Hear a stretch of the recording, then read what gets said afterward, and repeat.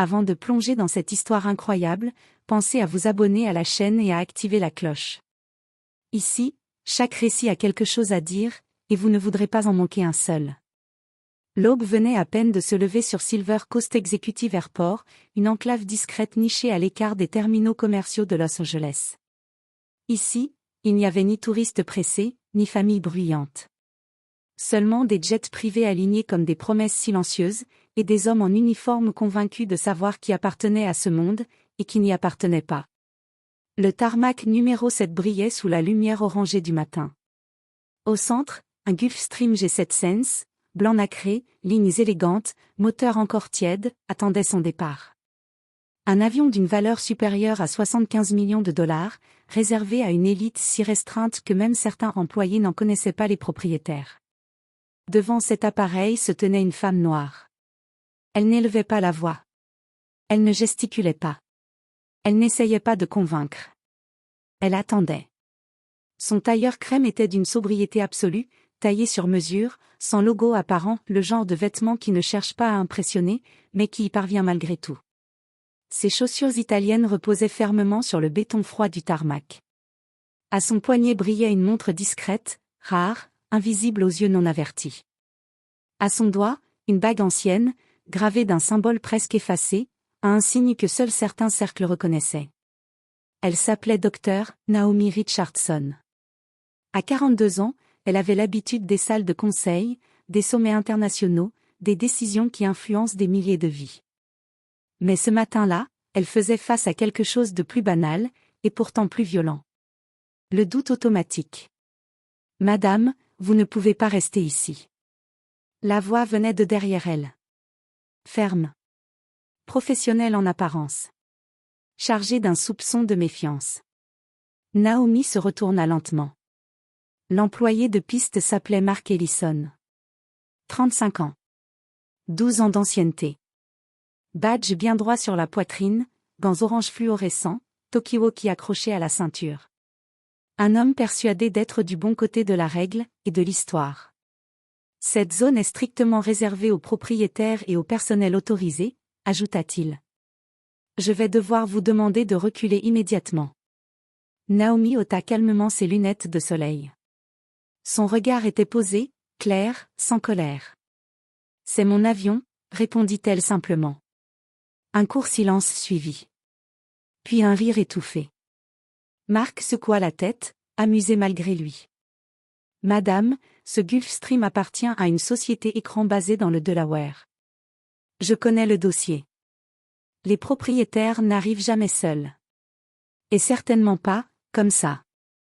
Le mot, comme ça, flotta dans l'air, lourd de sens. Autour d'eux, l'activité ralentit imperceptiblement. Un pilote s'arrêta près de l'escalier mobile. Un mécanicien jeta un coup d'œil rapide, puis détourna les yeux. Personne ne voulait s'impliquer. Naomi inspira profondément. Appelez votre superviseur, dit-elle d'une voix basse mais ferme. Mark croisa les bras. Inutile. Vous bloquez une zone sécurisée. Si vous refusez d'obtempérer, je serai obligé d'appeler la sécurité. Naomi baissa les yeux vers sa tablette, puis effleura l'écran du bout des doigts. Un simple geste. Silencieux. Très bien, dit-elle enfin. Nous allons attendre. Mark soupira, convaincu d'avoir affaire à une femme arrogante qui surestimait sa place. Il ne savait pas encore que, dans moins de 10 minutes, un appel allait arriver. Un nom allait être prononcé. Et que chaque certitude sur laquelle il avait bâti sa carrière allait s'effondrer. Sur le tarmac 7, le jet était prêt à décoller. Mais ce n'était pas lui qui allait s'envoler le premier. C'était la vérité. Le talkie-walkie de Mark Ellison grésilla brièvement. Contrôle zone tarmac 7. Situation sous contrôle. Il parlait fort. Pas pour Naomi. Pour lui-même. Dans son esprit, tout était simple, il appliquait les règles. Mais les règles, Mark les appliquait toujours avec une sélectivité inconsciente. Il n'avait jamais demandé 3 fois ses papiers à un homme blanc en costume sortant d'une Bentley. Jamais. Naomi, elle, restait droite, silencieuse, immobile devant le nez du jet. Mark s'avança d'un pas. Madame, vous commencez à créer un incident inutile. Je vais devoir. Vous allez devoir quoi? Coupa TL calmement. Il hésita une fraction de seconde. Ce regard, ce ton. Ce n'était pas de la peur.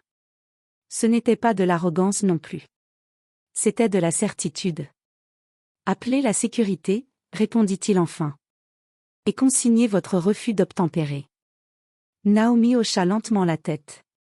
Faites-le. Cette réponse désarma Mark plus qu'il ne voulait l'admettre. À quelques mètres, Ethan Brooks, pilote principal du Gulfstream, observait la scène. Il connaissait cet avion. Il connaissait son propriétaire. Ou plutôt, sa propriétaire. Ethan fronça les sourcils. Il consulta discrètement la plaque gravée près de la porte d'embarquement. Richardson Holdings N77 RA. Son cœur accéléra. Ce n'est pas possible, murmura-t-il. Mais il resta à sa place. Parce qu'à Silver Coast, on apprenait très tôt une règle non écrite. Ne jamais contredire la sécurité sur le tarmac. Mark activa son talkie. Base, j'ai une femme qui refuse de quitter la zone sécurisée. Elle prétend être propriétaire de l'appareil. Un ricanement répondit à l'autre bout. Encore une? Naomi entendit. Elle ne réagit pas. À la place, elle fit défiler calmement un document sur sa tablette. Certificat d'immatriculation. Plan de vol international. Autorisation prioritaire FAA. Mais elle ne le montra pas. Parce que Naomi Richardson avait appris une chose très tôt. Quand on vous refuse la dignité sans preuve, aucune preuve ne suffit. Mark se rapprocha encore. Madame, dernière chance. Sortez de la zone maintenant. Naomi leva enfin les yeux vers le jet. Puis vers Mark. Vous savez ce qui est le plus dangereux dans votre métier, demanda-t-elle. Pardon? Croire que l'uniforme vous donne le droit de décider qui a de la valeur. Un silence glacial tomba. Mark sentit la tension monter. Pas parce qu'il avait tort, du moins, pas encore à ses yeux.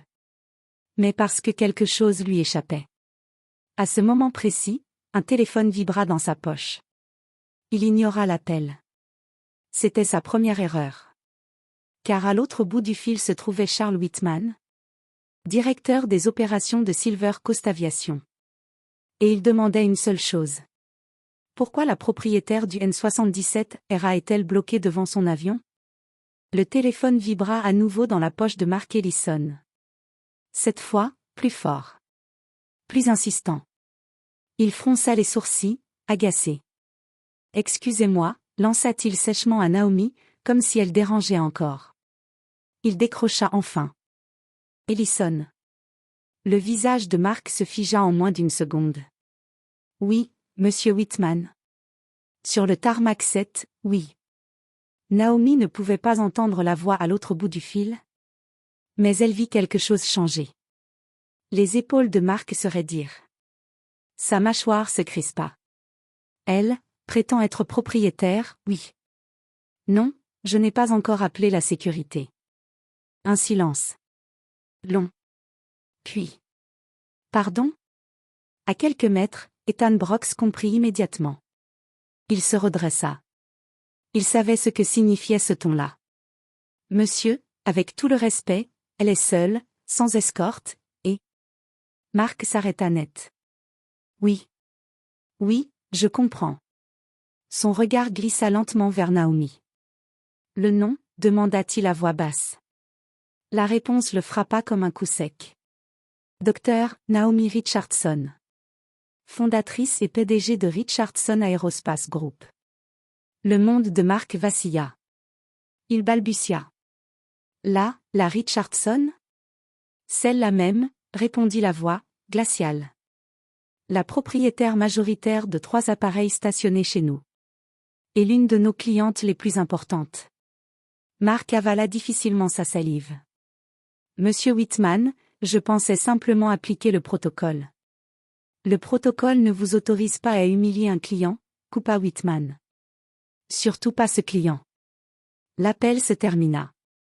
Mark resta immobile, téléphone contre l'oreille, trop longtemps. Naomi s'avança d'un pas. Tout va bien, monsieur Ellison? Il baissa enfin le téléphone. Madame Richardson, il y a eu un malentendu. Non, répondit-elle calmement. Il y a eu une supposition. Autour d'eux, l'air semblait plus lourd. Les employés observaient désormais ouvertement la scène. Ethan Brooks s'approcha, la voix respectueuse. Dr Richardson, l'appareil est prêt pour le décollage. Nous attendions votre feu vert. Mark se tourna brusquement vers lui. Pourquoi vous ne m'avez rien dit? Ethan soutint son regard. Parce que ce n'était pas à moi de corriger un abus. Mark sentit quelque chose se fissurer en lui. À ce moment-là, une voiture noire aux vitres teintées s'arrêta près du tarmac. Un homme en costume gris en sortit rapidement. Charles Whitman en personne. Il marcha droit vers Naomi. Dr Richardson, veuillez accepter mes excuses les plus sincères. Il se tourna ensuite vers Mark. Ellison, donnez-moi votre badge. Mark blêmit. Monsieur, je n'ai fait que mon travail. Whitman le coupa net. Votre travail n'est pas de juger qui mérite l'accès. C'est de vérifier. Et vous avez échoué. Le badge tomba dans la main de Whitman. Un bruit sec. Définitif. Naomi observa la scène sans triomphe. Sans sourire. Ce n'est pas votre punition qui compte, dit-elle doucement. C'est ce que vous ferez après avoir compris pourquoi cela s'est produit. Mark resta figé. Le jet, lui, s'illumina lentement à l'intérieur. Prêt à partir. Mais pour Mark Ellison, le voyage venait de s'arrêter. Le tarmac avait retrouvé son rythme habituel. Les moteurs ronronnaient au loin. Les employés reprenaient leurs tâches. Comme si rien ne s'était passé. Mais pour Mark Ellison, le monde s'était arrêté. Il se tenait seul près de la barrière de sécurité, les mains vides, là où son badge avait été arraché quelques minutes plus tôt. Sans uniforme officiel, sans autorité, sans voix. Il regarda le Gulfstream N77RA. L'escalier se déploya lentement. Dr Naomi Richardson monta à bord sans se retourner. Aucune arrogance. Aucune vengeance. Seulement une dignité intacte. À l'intérieur du jet, Naomi s'assit près du hublot. Le cuir clair, le silence feutré, l'odeur familière de métal et de promesses. Mais son esprit n'était pas dans le voyage. Elle repensa à sa mère. Une infirmière brillante, refoulée des hôpitaux privés pendant des années. À son père, ingénieur aérospatial, souvent confondu avec le technicien qu'il supervisait. Ce n'était pas la première fois. Et c'était précisément pour cela qu'elle n'avait pas montré ses documents. Parce que le problème n'était jamais le manque de preuves. C'était le manque de respect initial. Dans le cockpit, Ethan Brooks ajusta ses commandes. Autorisation de décollage confirmée, annonça la tour. Lorsque l'avion quitta le sol, Naomi ferma les yeux. Pas de soulagement. Pas de victoire. Seulement une question lancinante. Combien d'autres n'auraient jamais cet appel salvateur? Sur le tarmac, Charles Whitman s'approcha de Mark une dernière fois. Vous serez convoqué par les ressources humaines, dit-il sans colère. Mais sachez une chose, ce n'est pas une erreur isolée. C'est un schéma. Mark hocha lentement la tête. Il comprenait enfin. Il repensa à toutes ces fois où il avait laissé passer certains sans vérifier. Et à celles où il avait surcontrôlé d'autres. Je ne voulais offenser personne, murmura-t-il. Whitman le fixa. L'intention n'efface pas l'impact. Puis il partit. Mark resta seul. Pour la première fois depuis longtemps. Il se vit tel qu'il était devenu. Un homme confondant pouvoir temporaire et valeur humaine. Il s'assit sur un banc métallique, tête basse. Le ciel était clair. Le jet n'était plus qu'un point lointain. Mais le vide qu'il ressentait, lui, était immense. 2 semaines plus tard, une salle de conférence sobre au siège de Silver Coast Aviation accueillait une réunion inhabituelle. Autour de la table. Des cadres supérieurs, des responsables de la sécurité, et un siège réservé à une invitée spéciale. Dr. Naomi Richardson entra sans escorte, dossier sous le bras. Le silence fut immédiat. Je ne suis pas ici pour parler de Mark Ellison, commença-t-elle. Je suis ici pour parler du système qui l'a rendu possible. Elle projeta une image à l'écran. Des chiffres. Des statistiques internes. 83% des contrôles renforcés concernent des clients non blancs. Et pourtant, le taux d'incident est identique. Un murmure parcourut la salle. Le problème, poursuivit-elle, ce n'est pas la sécurité. C'est la présomption. Le PDG acquiesça lentement. Que proposez-vous, Dr. Richardson? Naomi ne sourit pas. Une réforme complète de vos protocoles. Et une formation obligatoire sur les biais inconscients. Sinon, je retire ma flotte. Personne ne discuta. 3 mois plus tard, Silver Coast annonçait publiquement un nouveau programme de conformité et d'équité. Le cas de Mark Ellison ne fut jamais médiatisé. Mais ses conséquences, si. Mark, lui, avait retrouvé un emploi. Moins prestigieux. Moins payé. Mais il avait accepté de suivre la formation. Non par obligation. Par nécessité. Un soir, il écrivit un message qu'il n'enverra jamais. Je ne vous ai pas jugé comme une cliente. Je vous ai jugé comme une exception. Et c'est là mon échec. À 10 000 mètres d'altitude, Naomi regardait les nuages défiler. Elle savait une chose. Elle ne pouvait pas changer le monde en un jour. Mais parfois, il suffit d'un refus d'être humilié pour que tout un système commence à trembler. Et ce jour-là, sur un tarmac anonyme, le vrai décollage n'avait pas été celui d'un jet. C'était celui de la dignité.